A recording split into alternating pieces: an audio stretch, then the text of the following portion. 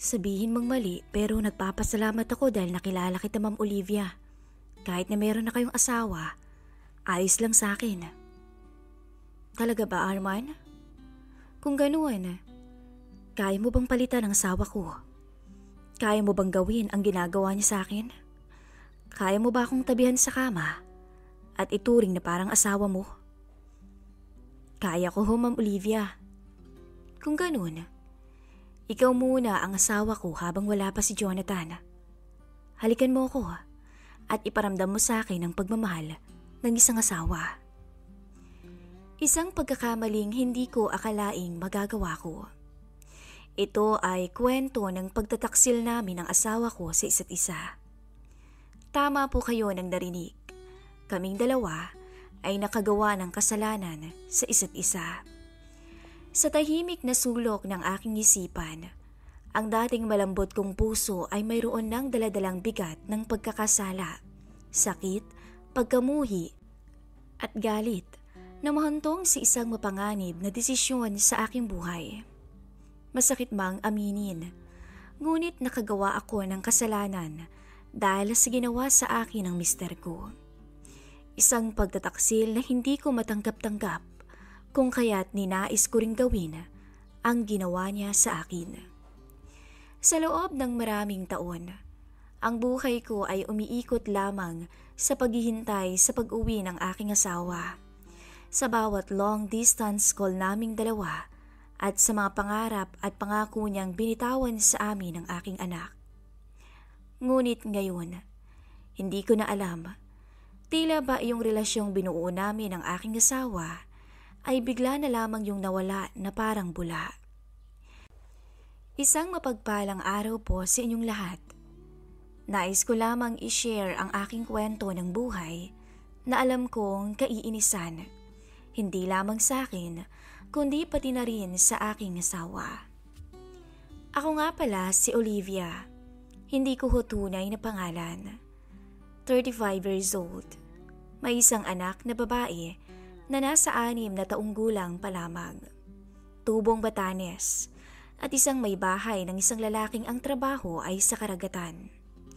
Isang seaman na may mataas na posisyon sa barko. Si Jonathan, ang aking asawa. Halos 1 taon din akong niligawan noon ni Jonathan hanggang sa sinagot ko siya. Isa akong empleyado sa mall noon nang makilala ko siya.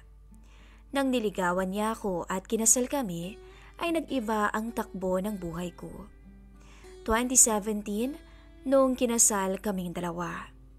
Sinabi niyang wag na akong bumalik sa trabaho ko at asikasuhin na lang ang aming binubuong pamilya. Matapos ang honeymoon namin noon ni Jonathan, ay sumampa na rin siya ng barko na labis ko namang kinalungkot. Sanay na rin naman ako. Dahil magkasintahan pa lang kami, ay sumasampa na talaga siya ng barko.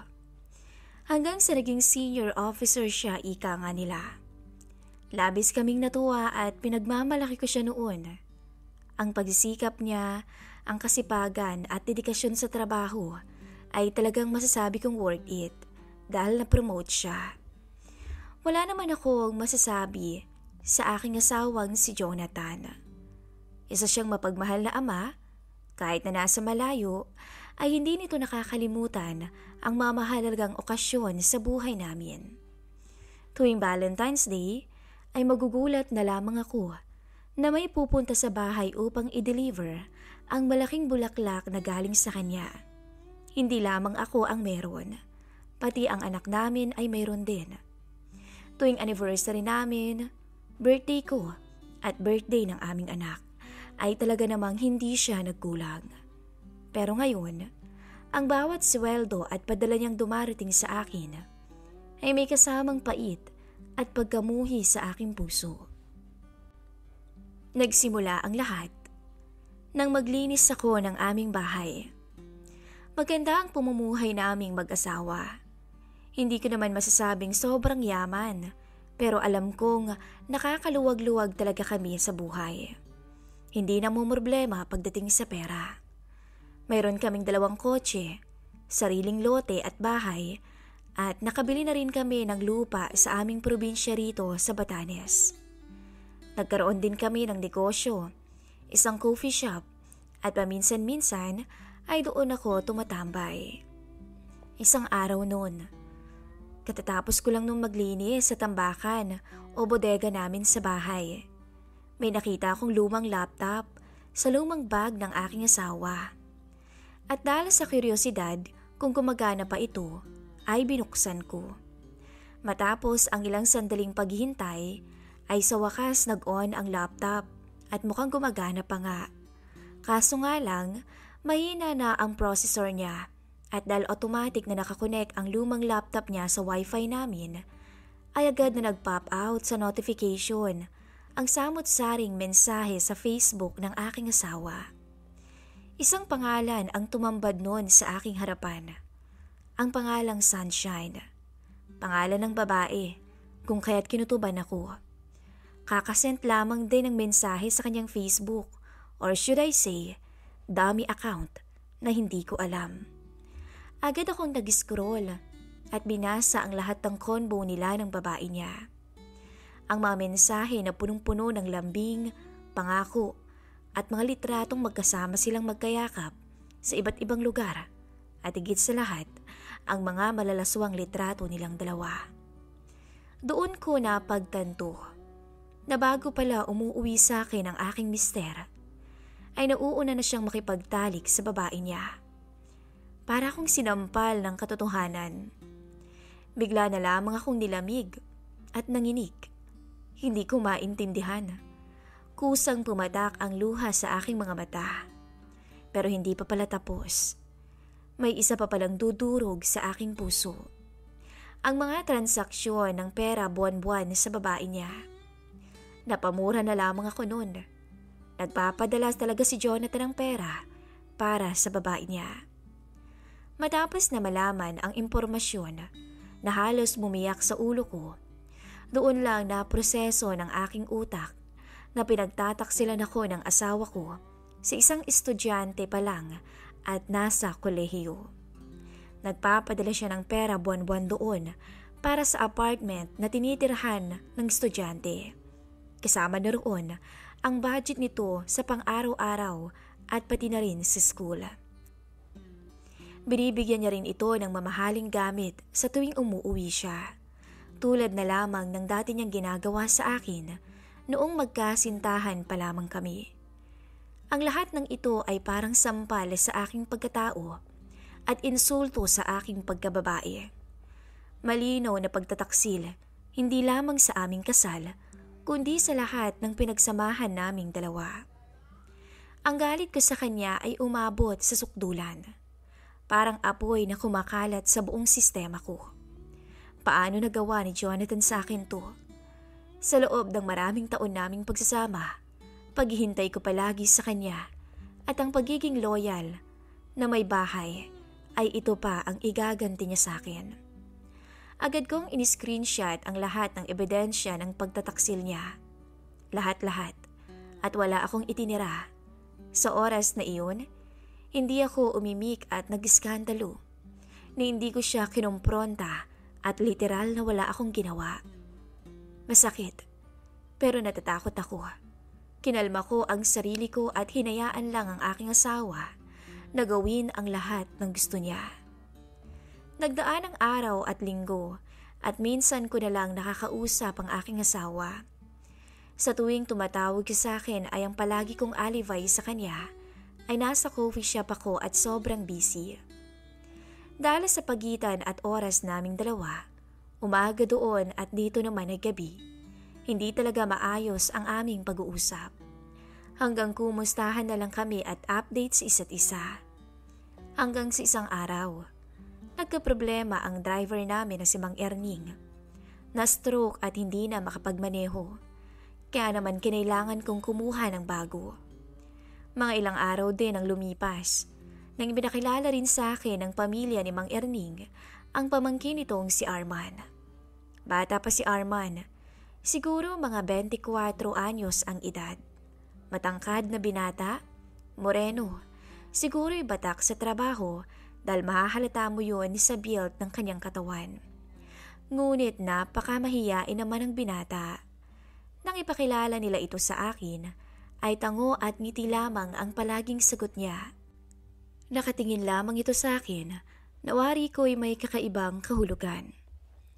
Maganda naman kasi ako, Miss Kay. Maputi, nasa 5'2" ang height at sexy rin kahit na may isang anak na. Hindi rin naman kasi ako pabaya sa sarili at may pang-maintenance naman ng pampaganda. Sinisigurado ko kasi na hindi ako malolosyang para na rin sa mister ko. Kailangan kada uuwi siya ay sexy pa rin ako para hindi siya maghanap ng iba. Pero mali pala. Dahil kahit anong gawin kong pagpapaganda para sa kanya ay hindi uubra. Sa mga unang linggo niya sa akin ay naging maayos naman ang lahat. Maingat at magaling namang magmaneho ang binata. Talagang nagustuhan ko rin ang ugali nito. Tahimik nga lamang talaga to. Kundi ako magtatanong ay hindi ito magsasalita. Ngunit habang lumalalim ang galit ko kay Jonathan, isang masamang plano ang nabuo sa aking isipan. Gusto kong gumanti. Gusto kong iparamdam sa asawa ko ang sakit na nararamdaman ko ngayon. At sa aking isipan, nakita ko si Arman bilang isang kasangkapan ng aking malagim na plano. Tama kayo. Kaya kong ipatikim ang aking sarili sa ibang lalaki. Magantihan lang ang aking asawa. Sabi ko nga, kung kaya niyang gawin, ay kaya ko ring gawin. Madalas kaming nasa biyahe ni Arman nitong mga nakaraang araw. Dahil palagi kong binibisita ang aming lupain at ari-arian. Minsan ay dumadaan din kami sa grocery at coffee shop. Siya talaga ang palagi kong kasakasama. Sa lahat, napapadala siyempre ang aming pag-uusap, lalo na kapag minsan ay traffic o di kaya'y nagpapahinga siya sa pagmamaneho. Doon ay napalagay na ang loob ng binata at lumalabas na rin ang tunay na ugali. Mapagbiro pala si Arman at may pagkapilyo rin. Minsan ay sinasakyan ko ang mga hirit nito. Talagang masaya akong kasama siya. Halos sa buong biyahe ay tawa lamang ko ng tawa sa kanya. Minsan nga ay nabibitin pa ako sa aming kwentuhan. Alam niyo ho ba, ma'am, nung una ko ho kayo makita, sobrang nagandahan talaga ako sa inyo. Kaya pala titig na titig ka sa akin nun eh. Halata niyo ho ba, ma'am? Para nga ho kayong dalaga eh. Kung hindi lang ho talaga kayo may asawa, niligawan ko na kayo, di kayo sana yung magiging una kong kasintahan. Naku Arman, huwag mong sabihin sa edad mong yan hindi ka pa nagkaka-girlfriend. Hindi pa nga ho ma'am eh. Nahihiya kasi akong manligaw. Hindi ko alam kung saan mag-uumpisa. Naku naman, napakatorpe mo naman Arman. Sa panahon ngayon hindi na uso ang ganyan. Hanapin mo sa Facebook ang pangalan, tsaka mo i-chat. Gusto ko yung katulad niyo, mami. Maganda na, mabait pa. Tama. Ganyan dapat ang ihirit mo kapag gusto mo yung isang babae. Huwag kang mahiya. Isang gabi noon, pagkatapos niya akong ihatid mula sa isang reunion naming magkakaibigan, imbis na dumiretso siya nang umuwi sa kanilang bahay, ay nanatili pa siya sa aming garahe. Inaayos at nilinisan ang aming kotse. Nang matapos ako sa pagbibihis, ay nakita kong nakaupo si Arman sa mahabang silya roon sa aming garahe. Oh, narito ka pa, hindi ka pa bang papahinga? Tanong ko sa kanya at lumapit. Inaayos ko at nilinisan lang po ma'am yung kotse. Sagot niya, para gwapo na hubo ka sa pag ginamit. Tama na yan, mukhang pagod ka na yata eh. Pasensya ka na sa paghihintay kanina. Napasarap kasing kwentuhan namin magkakaibigan. Ayos lang ma'am, masaya po kong niyahatid kayo palagi. At isa pa, kailangan ko rin naman po talagang kumayod at magsipag. Ano bang pangarap mo Arman? Tanong ko sa kanya habang tumitingala sa madilim na kalangitan. Tinapik niya ang mahabang upuan sa tabi niya na parang bang sinasabi nito na umupo muna ako doon. Marami po akong pangarap Ma'am Olivia. Gusto ko makapagtayo ng sariling auto repair shop ko. Makapagtapos ng pag-aaral ang aking mga kapatid. At higit sa lahat, Gusto kong mabigyan ng magandang buhay ang nanay at tatay ko. May bahid ng pag-asa ang boses ni Arman. Kaya mo yan. Magtatagumpay ka. Sabi ko sa kanya habang nakatingin. Meron kang sipag at determinasyon sa buhay. Madiskarte ka rin. Higit sa lahat. Mabait ka. Sabi ko sa kanya. Bahagyang umiti si Arman sa akin. Salamat po ma'am. Malaking bagay po yung marinig ko yan mula sa inyo. Hindi pala bagay sa'yo yung magdrama Arman, no? Mas bagay sa'yo yung palabiro. Uwi ka ako dito nang maging seryoso to. Alam mo ba Arman, minsan yung mga taong mahal natin ang siyang nagdudulot sa atin o magdudulot sa atin ng pinakamasakit na bagay at ang siyang magpapaguho ng mundo natin. Naniniwala ka ba ron? Tumango siya. Siguro ma'am, at kung minsan ang tanging paraan para maibsan ang sakit na ating nararamdaman ay ang gumanti sa kanila. Natatawa ko pang sabi sa kanya. Nakita ko ang pagtataka sa mukha ni Arman, ngunit hindi siya sumagot. Hindi ko sinasabing tama ang naiisip ko, Arman. Pero naiintindihan mo naman ako, di ba? Tumango lamang si Arman, kung kaya't natahimik kami ng ilang sandali. Ang tanging maririnig lamang sa paligid ay ang aming paghinga. Pagkatapos, bigla siyang tumingin sa akin. Hindi ko alam kung bakit kinabahan ako ng mga oras na iyon. Ma'am Olivia, tawag niya. May gusto po sana akong sabihin sa inyo eh. Sa totoo lang, biglang tumibok ng malakas noon ang puso ko. Kinakabahan talaga ako. Alam ko na kasi ang patutunguhan ng usapang to. Napapansin ko rin kasi ang panakanakang sulyap sa akin paminsan-minsan ni Arman. Sulyap ng isang binatang nagkakagusto sa amo niya. Gayunpaman ay sinabayan ko ang agos ng pangyayari. Ano yun Arman? Tanong ko habang nakatitig sa binata. Alam niyo naman ho, simula pa nung magsimula po ako magtrabaho rito, iba na ang nararamdaman ko kapag kasama ko kayo. Nahihiyang sabi niya. Sabi niyo umamin ako kapag may gusto akong babae, di ba? Hindi ko po alam kung tama ba to o kung dapat ko pa bang sabihin sa inyo pero hindi ko na siya pinatapos pa. Hinawakan ko ang kanyang kamay at nginitaan siya. Alam ko Arman, may gusto ka sa akin, di ba? Ma'am Olivia naman. Hindi ko po kayo gustong bigyan ng problema pero hindi ko naman po kasi mapigilan pa yung nararamdaman ko. Nang mga oras na yun, alam kong iyon na ang pagkakataon ko para ako naman ang magtaksil sa asawa ko. Umiling ako sa sinabi niya at tinitigan siya ng malalim.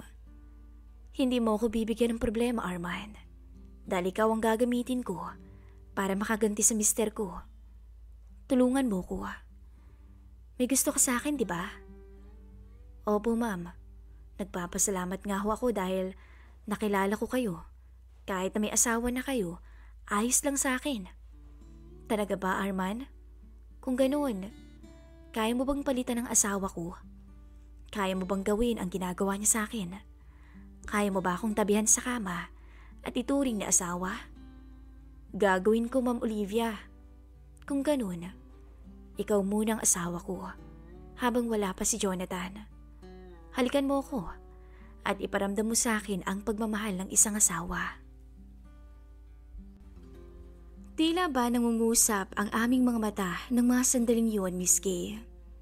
Hanggang nagtagpo ang aming mga labi at marahan kaming naghalikan. Ito ay isang halik na puno ng pangungulila, paghahanap ng init at koneksyon. Ang pangailangan naming dalawa ni Arman at ang init ng aming katawan sa isa't isa, ang bukod tanging nanaig sa madilim na gabing yun. Sa upuang mahaba sa loob ng garahe, ay sabik akong tinikman ng driver ko. O Miss Kay, ako ang una ni Arman. At dahil sa wala pang experience ang binata, ay ako na ang nagturo at mabilis naman siyang natuto. Mula noon, ay naging mas malalim ang ugnayan namin ni Arman. Parang nakakaganti na ako sa asawa ko.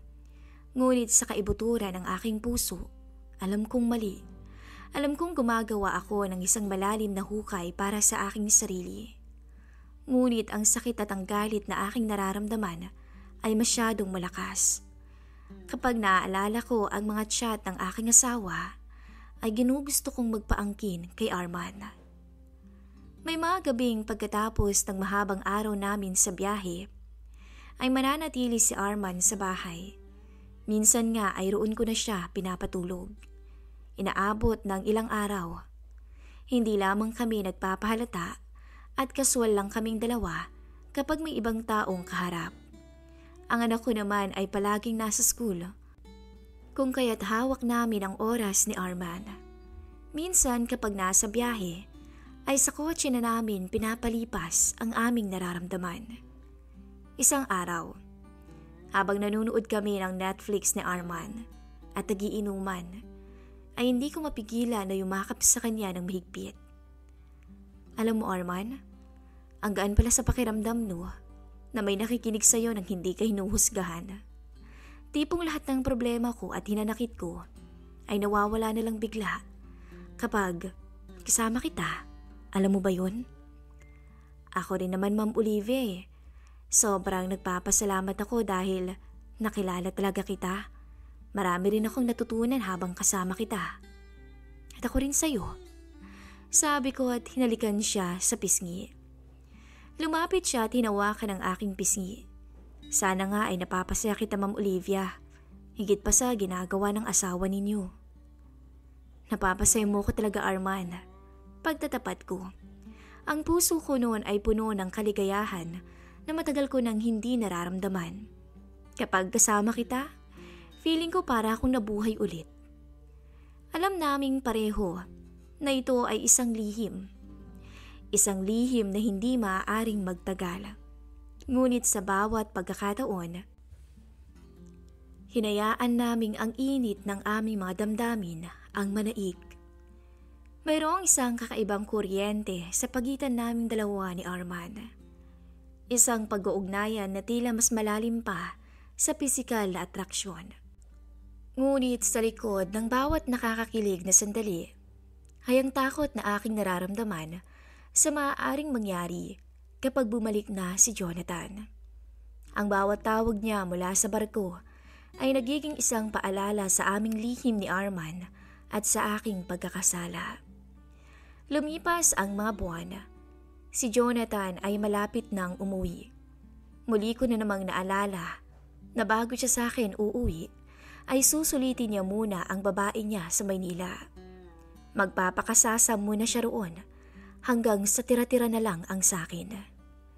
Isang hapon, habang naglilinis si Arman ng kotse, ay niyaya ko muna siyang magmeryenda. As usual, panay ang landian namin sa isa't isa. Kung kaya't nauwi iyon sa isang mainit na tagpo. Idadala niya sana ako sa silid naming mag-asawa, ngunit bigla ko siyang pinigilan. Kung kaya't ginawa namin iyon sa mahabang sofa. Nasa kalagitnaan kami ng aming kaligayahan nang hindi namin namalayan ang pagbukas ng pintuan. Olivia? Nanlaki ang aking mga mata nang marinig ko ang boses ni Jonathan. Ang boses na matagal ko nang hindi naririnig ng personal. Ang kanyang boses ay punong-puno ngayon ng pagkabigla at sakit.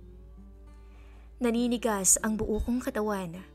Si Arman ay mabilis na umalis sa aking harapan at ang kanyang mukha ay punong-puno ng takot. Ngunit ako, hindi ko malaman kung anong mararamdaman ko noon. Kasiyahan. Ito rin naman ang gusto ko, di ba? Ang masaktan ko ang aking asawa. Nahuli ko na siya noon. Ngayon naman, nahuli niya naman ako at nasa akto pa. Tiningnan ko lamang si Jonathan habang namumutla ang mga mata niya. Nakatayo siya sa may pintuan at ang kanyang bagahe ay nasa sahig sa tabi niya. Ang mukha niya ay sobrang maputla, hindi makapaniwala sa nakita. Jonathan, bulong kong tawag sa kanya. Hindi siya sumagot. Ang kanyang tingin ay lumipat mula sa akin patungo kay Arman. Agad kong kinuha ang aking mga damit at isa-isang sinuot yon sa harapan ng aking asawa. Pati na rin si Arman ay ganun din.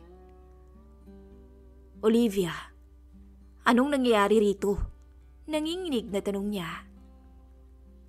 Jonathan, ang nangyayari rito ay bunga ng mga ginawa mo sa akin. Punong-puno ng galit ang aking boses na matagal ko nang kinikimkim noon pa man. Ano? Ano bang sinasabi mo dyan, Olivia? Naguguluhan niyang tanong sa akin. Alam ko ang lahat, Jonathan. Alam ko ang lahat ng pagtataksil na ginagawa mo sa akin noon pa man. Si Sunshine. Kilala mo ba ang pangalang yun? Mabait kong tanong sa kanya. Ang estudyante mong pinapadala mo ng pera buwan-buwan at binibigyan ng mamahaling mga gamit. Ang babaeng kayakap mo sa mga litrato at ibinibigay ang lahat ng luho. Naalala mo ba siya? Ha, Jonathan? Mas lalong namutla ang aking asawa. Nakita ko talaga ang pagkabigla sa kanyang mga mata. Ni hindi nga to mapakali sa kinatatayuan niya. Nagkabaligtad na. Ang dapat na siya ang magagalit ay ako na ngayon ang nagigisa sa kanya. Hindi siya makapagsalita. Nagulat marahil dahil alam ko ang kalokohan niya. Olivia, magpapaliwanag ako. Paliwanag? Putol ko pa sa kanya. Jonathan, ilang buwan akong naghihintay sa'yo. Sa ilang buwan kong paghihintay, pag-aalaga, pati na ang pag-aasikaso ng negosyo natin. Ito yung iginanti mo sa akin. Isang batang babae na halos kaedad lang ng mga kapatid mo. Hindi yun ang totoo. Depensa niya. Talaga. Ano tong nakita ko sa dami account mo sa lumang laptop mo? Ano tong mga screenshot ng mga pinadala mong pera para sa kanya? Ano tong mga gamit na binigay mo sa kanya? Na ginagawa mo nun sa akin na magkasintahan pa lamang tayong dalawa. At alam mo kung anong mas masakit, Jonathan? Dahil nauuna ka pang umuwi sa kanya kaysa sa amin. Nauuna mo pa siyang tikman kaysa sa akin na asawa mo. Uuwi ka sa akin na pagod na at lupaypay na. Tama ba, Jonathan? Hindi siya sumagot. Napaawang lamang ang labi ng aking asawa habang nakatitig sa akin. At ngayon, patuloy ko. Tumingin ako kay Arman na nakayuko pa rin. Ito ang aking paraan upang makaganti sa'yo, Jonathan. Para maramdaman mo naman kung gaano kasakit yung ginawa mo sa akin. Masakit ba, honey? Ngayon, alam mo na siguro ang pakiramdam. Alam mo na kung anong nararamdaman ko ngayon. Ang kanyang tingin ay lumipat kay Arman. Puno ng galit na nilapitan ang binata. Ikaw! Sigaw niya, ngunit pinigilan ko siya. Huwag mong sisihin si Arman, sabi ko. Tumayo at hinarap siya. Ako ang may gusto. Ginawa ko to para saktan ka. Para gawin din ang ginawa mo sa akin. Pero bakit? Tanong niya. Ang kanyang boses ay puno ng sakit. Mahal kita, Olivia. Mahal na mahal. Mahal mo ko? Mapait akong tumawa at saka umiling. Kung mahal mo ko, Jonathan, edi hindi mo sana ako niloko. Hindi mo sana ako pininiwalang loyal ka sa akin. Kayong may iba ka pala. At ano? Ilang taon na kayo ng babae mo? Nagkamali ako, Olivia. Sabi pa niya. Patawarin mo ko. Hindi ko naman yun sinasadya eh. Umiwas ako at napaatras sa kanya. Pues, hindi ko rin sinasadya ang ginawa ko ngayon. Hindi ko rin sinasadya na may mangyari sa amin ni Arman. Hindi ko alam kung mabubuo pa bang pamilya natin, Jonathan. Kung maaayos pa ba to. Tumingin ako kay Arman, na ngayon ay nakatayo na rin. Umalis ka na muna, Arman. Tumango siya at sinunod naman niya ako. Ayaw pa nga sana nitong umalis, ngunit tiningnan ko siya. Anong mangyayari sa atin ngayon, Olivia? Napailing ako sa aking mister. Quits na tayo. Amanos na tayong dalawa, Jonathan. Iyan ang huli kong sinabi sa asawa ko. Sa katunayan, Miss Kay, hindi ko rin alam kung ano ang mangyayari sa aming dalawa. Ang tanging alam ko lang ay sobrang nasaktan ako. Sa aking ginawang pagganti ay nakasakit pa ako ng ibang tao. Hindi lamang ang aking sarili, kundi pati na rin si Arman. Ang galit ko sa aking asawa, ang siyang nagtulak sa akin sa isang landas na punong-puno ng pagkakamali at pagsisisi. At ngayon, kailangan naming harapin ang lahat ng to. Ang pag-uwi ni Jonathan ay hindi naging isang masayang araw para sa aming lahat. Bagkus, ito ay isang pagbubunyag sa aming mga ginawang kataksilan at kamalian. Sa gitna ng lahat ng ito, wala akong nagawa kundi ang umiyak lamang. Hindi ko na rin alam kung ano ang tunay kong nararamdaman. Kung may pagmamahal pa ba ako kay Jonathan, o naibaling ko na ang nararamdaman ko para kay Arman. Sa ngayon, Miss Kay, umuwi muna ako sa aking mga magulang kasama ang aking anak at pinagninilay-nilayan kung ano nga ba ang dapat kong gawin at desisyon. Hahayaan ko bang masira ang aking pamilya? O pipilitin kong buuin to alang-alang sa aming anak? Kung may ipapayo kayo sa akin, masakit man o hindi, ayos lang, handa akong tanggapin. Nagmamahal, Olivia.